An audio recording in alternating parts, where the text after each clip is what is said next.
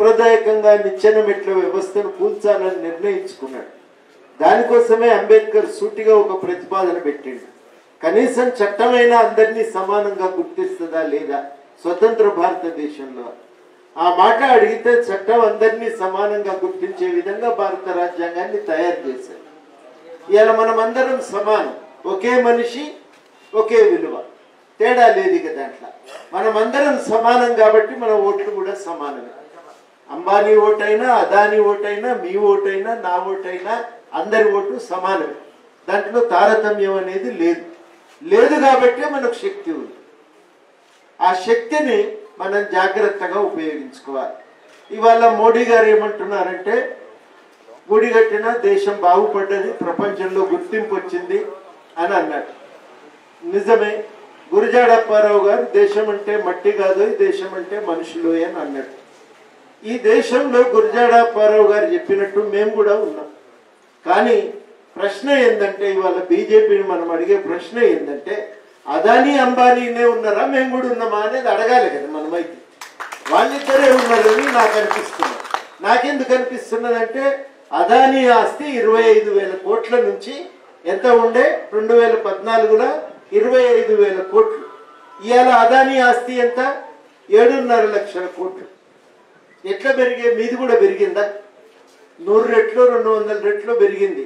నాకున్న 10,000 అన్నా అయిందా అనేది వాళ్ళ మనం అడుగుతున్నటువంటి ప్రశ్న. రెండవ విషయం ఏంటంటే, అంబానీ ఆస్తి కూడా పెరిగింది. ఆయనకు 1,50,000 కోట్లు ఉండే, ఇవాళ 7.5 లక్షల కోట్లు సంపాదించుకున్నాడు. ఎందుకు సంపాదించుకోగలిగిండ్రు? వాళ్ళకు పన్ను రాయితీ ఇచ్చిండ్రు, వాళ్లకు గనులు ఇచ్చిండ్రు, పబ్లిక్ రంగ సంస్థలన్నీ అప్పచెప్పిండ్రు. మోడీ ఎక్కడ పోతే అక్కడ విమానంలో ఆయన నింట కూర్చోబెట్టి తీసుకుపోయిండు. మావోడే మా దోస్తే అదానిగాడు, ఈయనకేమన్నా ఇయ్యండి అని చెప్పి బతిల్లాడి ఆయనకు కాంట్రాక్టులు దేశాన్ని ఇప్పించుకొని వచ్చిండు. మీకు ఇప్పించిండా? ఎవరికన్నా ఇన్కమ్ ట్యాక్స్ తగ్గించిండా? చేయలేదు. ఇది మనం ఇలా అడగవలసినటువంటి ప్రశ్న. మేము కూడా పౌరులమైతే మాకేం దక్కింది అనేది మనం అడగవలసిన ప్రశ్న. చాలా విచిత్రం ఏంటంటే, ఈ 10 సంవత్సరాల కాలంలో మన ఆదాయం తగ్గింది, మన మీద పన్నులు ఎక్కువైనాయి. పెట్రోల్ మీద పన్ను రూపంలో కానీ, జిఎస్టీ రూపంలో కానీ ఒక 58 లక్షల కోట్లు మన దగ్గర ముక్కు వెండి వసూలు చేశాం. ఇక కట్టక తప్పదు కదా, దుకాణం పోతే ఆటోమేటిక్గా కట్టుడేనా. పెట్రోల్ పోయించుకున్నాక వాడు ఎంత అంత ఇచ్చొచ్చుడేనా. 60 నుంచి అది 100 రూపాయలకు అయింది కదా, మనందరికి చూస్తూనే ఉండగా పెరిగింది కదా. అమాంతం ఇట్లా పాక్కుండా పైకి పోనిపోయింది అది. ఇవన్నీ మనం కడితేనే ఉన్నాం, మన ఖర్చులు పెరిగినాయి. చాలా విచిత్రమైందంటే, పేద వర్గాల ప్రజలు 50 అట్టడుగున ఉన్నటువంటి 50% మంది ప్రజలు ఇవాళ భారతదేశంలో అనుభవిస్తున్నటువంటి సంపద 6.5%. 6.5%. సంపన్నులైన 1% మంది అంటే సుమారు 9 లక్షలు ఏమో ఉంటారు. ఈ 1% మంది అనుభవిస్తున్న సంపద 40%. కృష్ణ తులాభారంలో తులసి దళానికి రుక్మిణికి శ్రీకృష్ణుడు తూకం అయింది. అట్లా ఏమన్నా మహిమ ఉందా వాళ్ళ దగ్గర? మరి మనకైతే తెలియదు. కానీ మొత్తానికైతే వాళ్ళ లాభం అవుతుంది. మనం ఎంత కష్టపడ్డా మనము ఏడ ఉన్నామో గాడ్డే ఉంది. పైసలు జాతలేవు, దవాఖాన ఖర్చులే, బిల్లు కొట్టి నెలకు పడ్డదంటే ఇంకా కష్టం. మీరందరూ కూడా ఇన్కమ్ ట్యాక్స్ 3 నెలలు పోతుంది కదా. పిల్లగాళ్ళు ఇంటర్మీడియట్లో ఉంటే 2 నెలల జీతం పోతుంది. మా దోస్తు ఒక ఆయన అనేది, ఒకటి మిర్చి చేను, ఒకటి పత్తి చేను అనుకోవాలి. మా వాళ్ళు ఇద్దరు ఇంటర్మీడియట్లు ఉన్నారు. వస్తుందో లేదో నమ్మకం లేదు. కానీ 1,00,000 రూపాయలు అయితే ఫీజులు కట్టుడే కదా. మీరు కడుతూనే ఉన్నారు కదా చాలా మంది. ఇవన్నీ పోతూనే ఉన్నాయి కదా. ఎల్కేజీకే అవుతున్నాయి అంటుండే మునీర్ పోయి, నేను ఆడిదాకా పోతలేను ఇంకా. ఇవన్నీ మనకు ఖర్చు లేకుండా ఈ పనులు ఎందుకు అవుతలేవు అనేది ఇవాళ మనం అడుగుతున్నటువంటి ప్రశ్న. అందుకనే ఇవాళ చాలా సీరియస్గా ఏంటంటే, గుడి కట్టినాం, దేశం భద్రంగా ఉంది. దేశం భద్రంగా ఉంటే నా బతికేందుకు భద్రంగా లేదు? ఉండాలి కదా, నేను కూడా భద్రంగా ఉండాలి కదా. ఇది ఇవాళ మనం అడుగుతున్నటువంటి ప్రశ్న.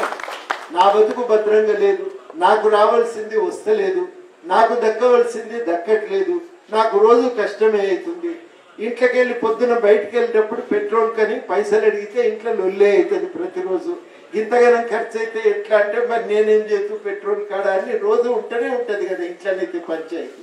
ఇన్ని రకాలుగా మనం ఇబ్బంది పడుతున్నటువంటి సమయంలో మనం కూడా అడగవలసింది ఏంటంటే ఎక్కడో ఒక దగ్గర అంబానీనే కాదు నేను కూడా మనిషినే అని తల ఎత్తుకొని అడగాలి. అయితే బీజేపీ రెండో విచిత్రమైన వాదన తీసుకొస్తుంది. ఆ వాదన ఏంటంటే కొందరు అట్లా బలంగా ఉంటేనే దేశం బాగుపడుతుంది. అంబానీ బలంగా ఉంటే ఆయన నీళ్ళు దాగంగా మోచేయమ్మడి గారితే కింద పడే సుక్క నువ్వు దాగాలనే అట్లా నీకు లాభం అవుతుంది, కానీ నేను ఇచ్చే ముచ్చట లేదు. మా అంబానీ లాభపడ్డాక మీకు లాభం జరుగుతుంది అనేది ఇలా వాళ్ళు చెప్తున్నటువంటి మాట. అందుకని కొందరు ధనవంతులుగానే ఉండాలి, వాళ్ళు పుట్టుకనే అట్లా ఉన్నది, వాడు అట్లా రేఖ హస్తరేఖ అట్లా బలంగా ఉన్నది, అట్లా నా సూపతిగాడు కాబట్టి ఆయన పైకి లేస్తాడు మీరు గానే ఉంటారు అనేది ఇవాళ బీజేపీ చెప్తున్న రెండవ సిద్ధాంతం. మనం అడగవలసింది ఏంటంటే అందరం మనుషులమే అయితే సమానమైన విలువ ఉంటే మనం ఎందుకు సమానంగా బతకలేము, అవకాశం ఎందుకు లేదు అనేది మనం అడుగుతున్నాం.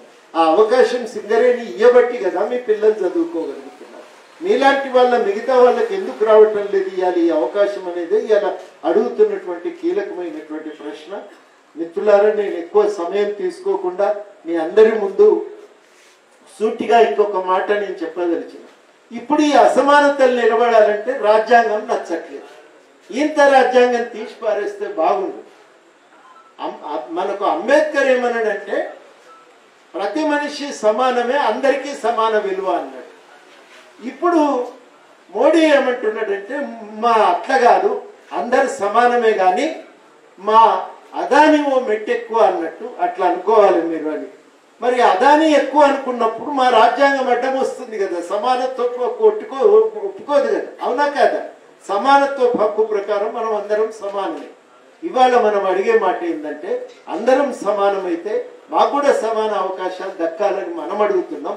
అందరూ సమానులు కాదు, మోడీ ఓ మెట్టు ఎక్కువ అని ఆయన అంటుండు. 5 ఏళ్ళు సమానం లేనట్టే అందరూ సమానంగా లేరు అని మోడీ అంటున్నాడు. ఇగో ఈ ఏళ్ళు పొడుగుంది అది అదాని, ఇంకోటి జర్రంత చిన్నగా ఉంది అది అంబానీ, ఇగో నువ్వు గిది అని చెప్పి మనకు మొండి చేయి చూపిస్తున్నది ఈ గవర్నమెంట్. మనం అనేది ఏంటంటే అందరం సమానమని మనం అంటున్నాం. ఈ విషయం కాడనే పంచాయతీ నడుస్తున్నది. ఆయన ఏమంటున్నాడంటే రాజ్యాంగం అడ్డం పడుతున్నది కాబట్టి నేను మారుస్తాను. మనమేమంటున్నామంటే ఈ రాజ్యాంగం ఉంటేనే మేము ఈ మాత్రం బతుకుతున్నాం, ఈ మాత్రం అవకాశాలు దొరుకుతున్నాయి, ఇవి పోతే మాకు కష్టమవుతుందని మనం అంటున్నాం. ఇది ఇవాళ నడుస్తున్నటువంటి లడాయి. ఇది అందుకనే కాంగ్రెస్ పార్టీకి బీజేపీకి పంచాయతీ కాదు, ఇది బీజేపీకి భారత ప్రజలకు మధ్య జరుగుతున్నటువంటి పంచాయతీ. అందులో ఎక్కువ నష్టపోతున్నటువంటిది కార్మిక వర్గం. చట్టాలు మార్చి పారేసిండు, యూనియన్ పెట్టుకునే హక్కు తీసి పారేసిండు, సమ్మె చేసే హక్కు తీసి పారేసిండు.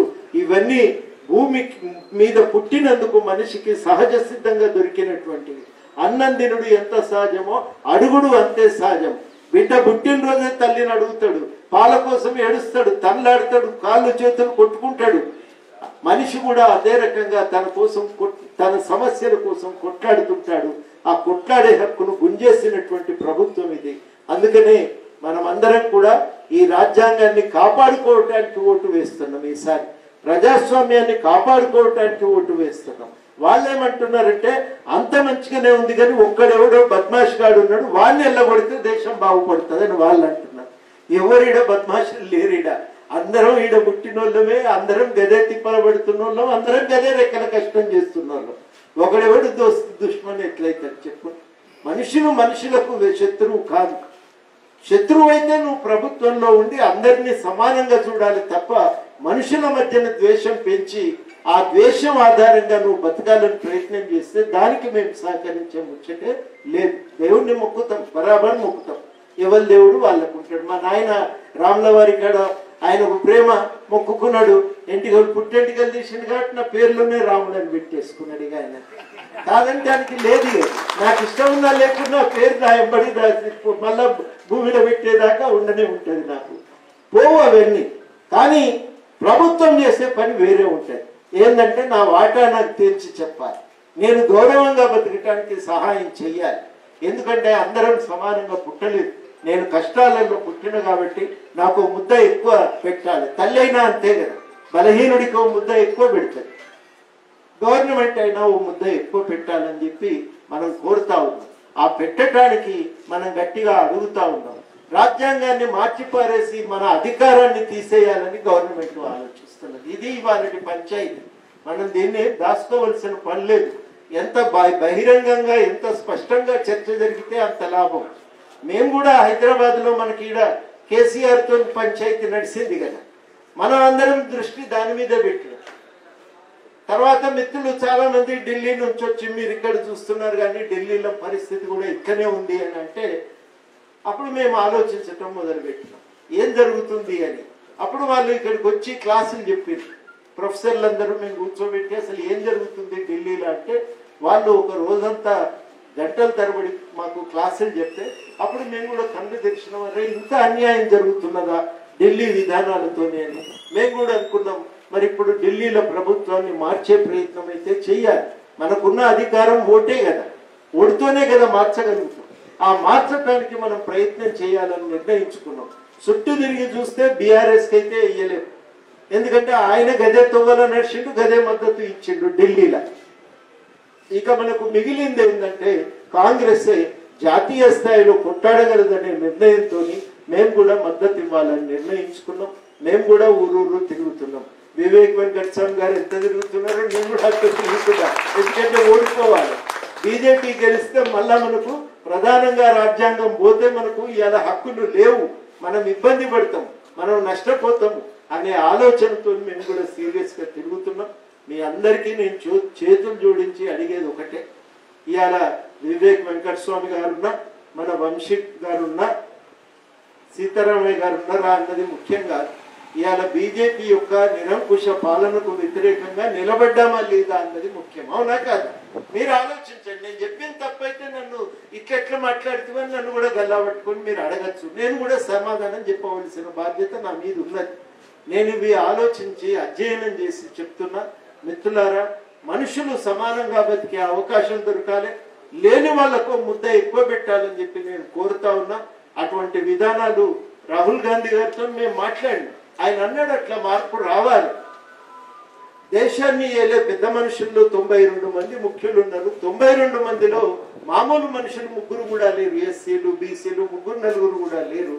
ఇటువంటి దేశం నడిస్తే ఎట్లా? అందరికీ సమానంగా అవకాశం దొరుకుతుందా లేదా అనే మాట ఇవాళ ఆయన అడుగుతున్నారు.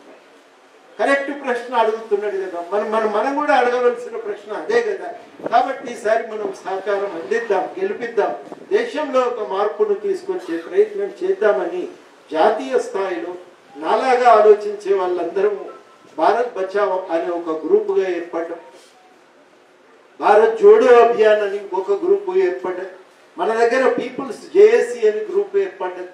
అందరు కలిసి మొత్తానికి ఇలా ఊరూరు తిరుగుతున్నారు. మొత్తం మీదనైతే ఈసారి కాంగ్రెస్ ని గెలిపించాలి.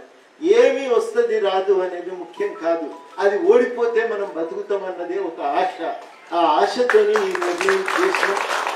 కరెక్ట్ అయినమా తప్పైనమా అంటే కనీసం తొవ్వ మిగులుతుంది అనేది మాకు ఉన్నటువంటి ఆశ. తొవ్వ మిగులుతుంది కదా, రేపు మాట్లాడుకోవటానికి అడగటానికి తొవ్వైనా మిగులుతుంది కదా.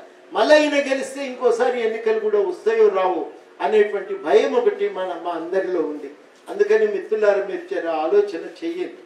దేశం బాగుపడ్డది, రక్షించిండ్రు, ఇదివరకు ఎవరు ఇట్లా రక్షణ చేయలే అంటే సైన్యాన్ని తీసి పారేస్తుండే, ఇక దేశాన్ని రక్షిస్తున్నాడు అంటే ఎట్లా నమ్ముతాను చెప్పు. అక్కడ కూడా 5 ఏళ్లే పనట, అది కూడా తాత్కాలికమైన ఉద్యోగమే, దిగినాక పింఛన్ లేదు. ఇదివరకు సైన్యం అంటే ఖదర్ ఉండేది, దానికే ఖదర్ లేకుండా చేసినోడు దేశాన్ని ఏం కాపాడుతాడు. ఇవన్నీ కూడా మీరు ఆలోచన చేయవలసినటువంటి విషయాలు. అందుకని మీరు చాలా సమయం తీసుకున్నా, మీరు కూడా డ్యూటీకి ఎక్కేది ఉంది కాబట్టి ఈ అవకాశం ఇచ్చిన మీకు కృతజ్ఞతలతో సెలవు. జై తెలంగాణ.